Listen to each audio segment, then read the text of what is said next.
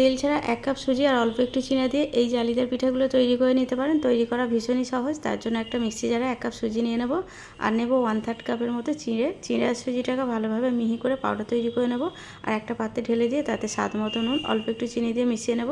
তারপর দেবো 1/2 কাপ টক দই আর দেবো 1 কাপ জল।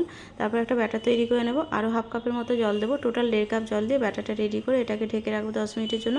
আর তারই ভিতরে চাটনিটা তৈরি করে নেব। তার জন্য মিক্সিতে নারকেল, ভাজা বাদাম, কাঁচা লঙ্কা, আদা কুচি, ধনেপাতা, কারি পাতা, নুন, চিনি, টক দই, অল্প একটু জল দিয়ে পেস্ট বানিয়ে একটা পাত্রে ঢেলে নেব। আর প্যানে সাদা তেল দেবো 2 চামচ আর দিয়ে দেবো একটা শুকনো লঙ্কা, 1/2 চামচ কালো সর্ষে, কলাইয়ের ডাল, অল্প একটু কারি পাতা, একটু মিশিয়ে নিয়ে চাটনিতে ঢেলে দেবো।